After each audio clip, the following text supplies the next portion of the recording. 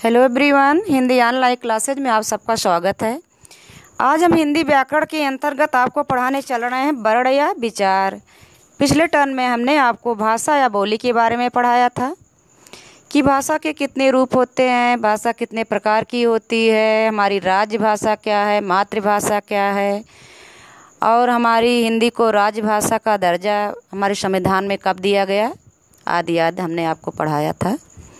तो उसी क्रम में, उसी सीरियल में अब आपको हम ले चलते हैं आज वर्ण या अक्षर की तरफ। हम आपको बताने चल रहे हैं कि वर्ण किसे कहते हैं, अक्षर क्या होता है आदि। तो बेटा हम आपको बता दें कि वर्ण या अक्षर हमारे भाषा की वह छोटी सी छोटी इकाई है जिसको हम तोड़ नहीं सकते, जिसको हम खंडित नहीं कर सकते, उसे हम वर्ण या अक्षर कहते हैं।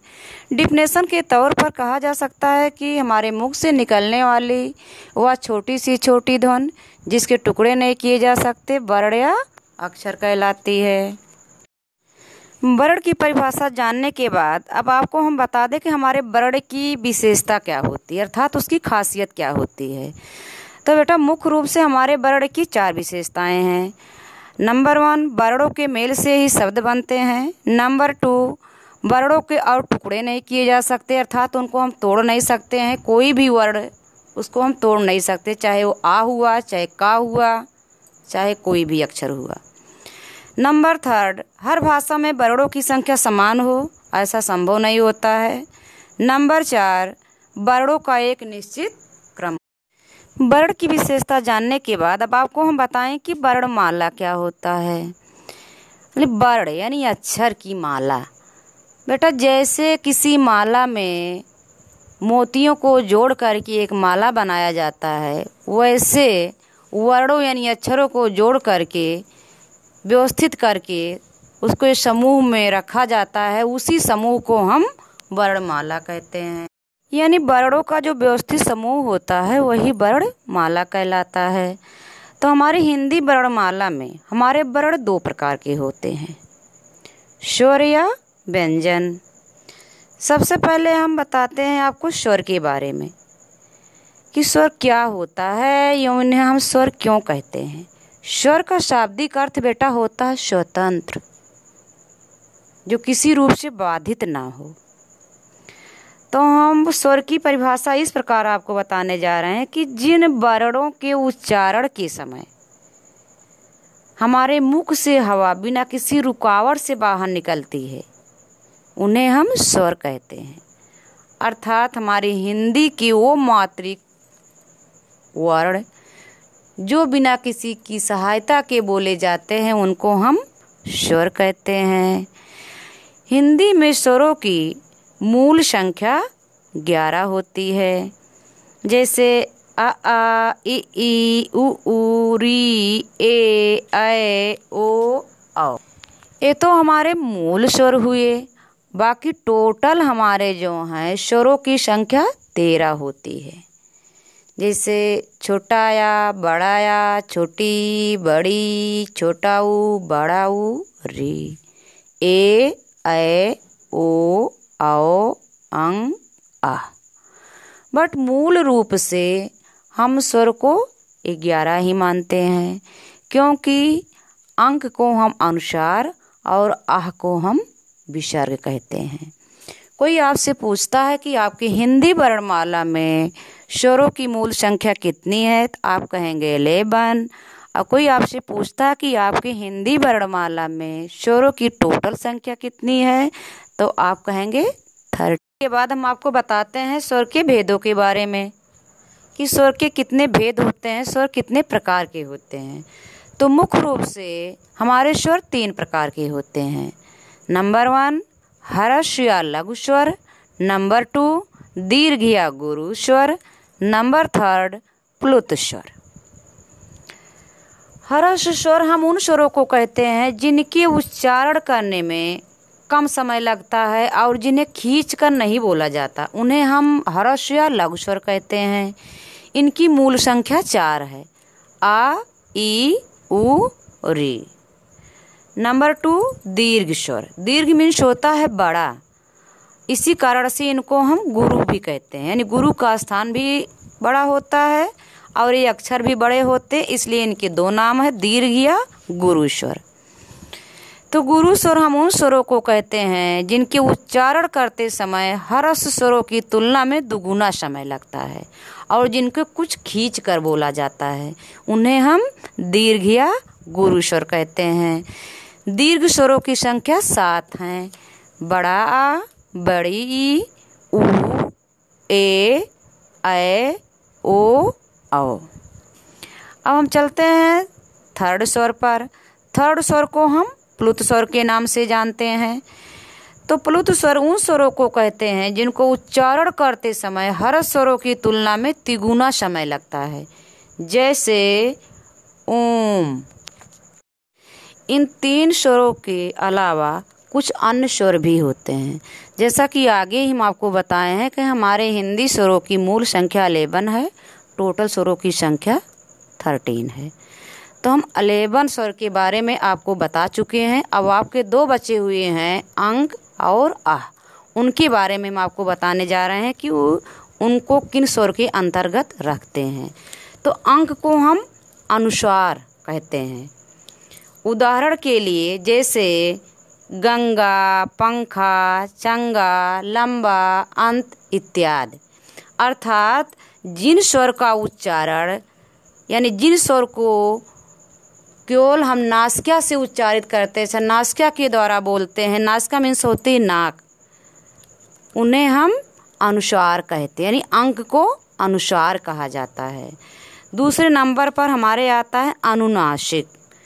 अब आप कहोगे अनुनासिक क्या होता है? तो बेटा जिन स्वर यानी जिन अक्षर का उच्चारण यानी बोलते समय, जिन स्वर को बोलते समय हम मुख और नासिका दोनों से उच्चारित करते हैं, जिन वर्ण को, उन्हें हम अनुनासिक कहते हैं। जैसे चांद, पाँच, सांच इत्यादि। अब एक अन्य स्वर के बारे में हम आपको और बताते हैं, जिनको हम विसर्ग कहते हैं। और हमारे स्वरों का जो अंतिम अक्षर था, जिसको हम आह कहते हैं, इसको हम विसर्ग के नाम से भी जानते हैं। विसर्ग को हिंदी वर्णमाला में स्वरों के साथ लिखा जाता है, किंतु इसे स्वर बेटा माना नहीं जाता है, इसे व्यंजन भी नहीं माना जाता है। इसका प्रयोग केवल संस्कृत से आए कुछ शुद्ध शब्दों के साथ ही किया जाता है, जैसे अतः, प्रातः इत्यादि। तो हमने स्वर के भेदों के बारे में आपको बता दिया कि स्वर के मुख्य 3 भेद हैं। कौन कौन? नंबर 1 हर्ष स्वर, नंबर 2 दीर्घ स्वर, नंबर 3 प्लुत स्वर। उसके अलावा 3 हमारे अन्य स्वर हैं, जिनको अनुस्वार, अनुनासिक और विसर्ग के नाम से जानते हैं। हिंदी वर्णमाला में स्वर जानने के बाद अब आपको हम बताते हैं कि व्यंजन किसे कहते हैं।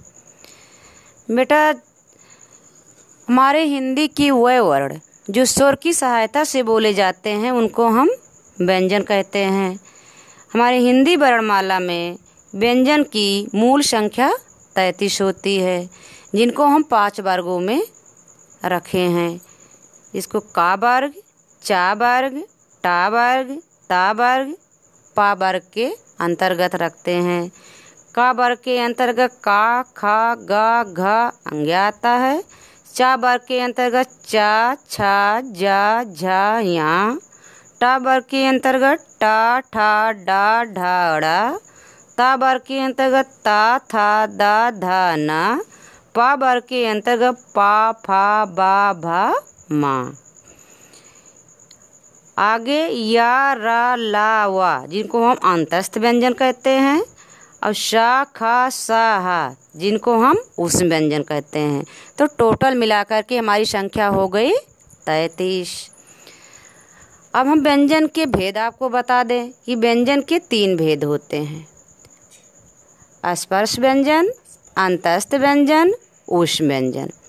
स्पर्श व्यंजन में हम का से मा तक मानते हैं, जिनमें हमारे टोटल 25 वर्ण होते हैं। अंतस्थ व्यंजन में हमारे 4 वर्ण हैं, जैसे या, रा, ला, वा। और हमारे उष्म व्यंजन में भी 4 वर्ण हैं, जिनको शा, खा, शा, हा के नाम से जानते हैं। व्यंजन भेद के इसी क्रम में आगे हम आपको बताने जा रहे हैं संयुक्त व्यंजन और द्वैत व्यंजन के बारे में, कि संयुक्त व्यंजन क्या होते हैं और द्वैत व्यंजन क्या होते हैं। तो जैसा कि नाम से ही स्पष्ट है, संयुक्त यानी संयुक्त मीन्स होता है मिलाना। जब दो व्यंजनों के बीच में कोई स्वर नहीं होता, अर्थात कोई मात्रा वाला अक्षर नहीं होता और उन्हें मिलाकर बोला या लिखा जाता है, तो उन्हें हम संयुक्त व्यंजन कहते हैं। अर्थात परिभाषित तौर पर हम कह सकते हैं कि दो व्यंजनों के मेल से बनने वाले व्यंजनों को संयुक्त व्यंजन कहते हैं। हमारे संयुक्त अक्षर 4 हैं, जैसे का और खट्टी शा मिलाकर बनता है छा, ता और रा मिलाकर बनता है त्रा, जा और या मिलाकर बनता है ज्ञा, बड़ा सा और रा मिलाकर बनता है स्रा।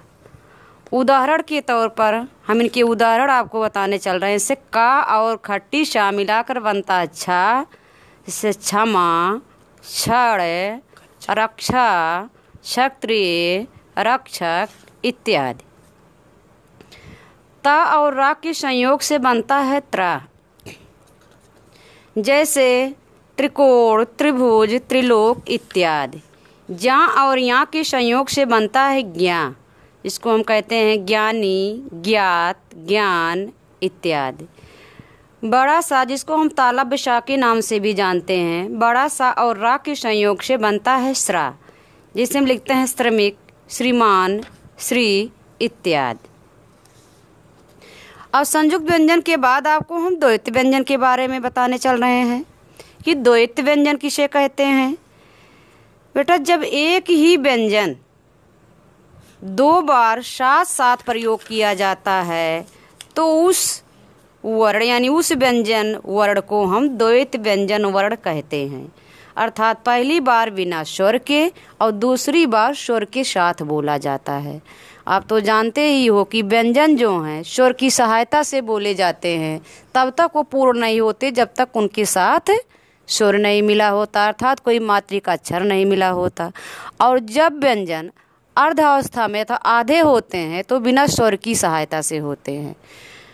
तो द्वैत व्यंजन में पहली बार अक्षर बिना स्वर के साथ और दूसरी बार उसी अक्षर को दोहराते हैं हम स्वर के साथ, उसे हम द्वैत व्यंजन की संज्ञा देते हैं। जैसे सच्चा, बच्चा, कच्चा इत्यादि।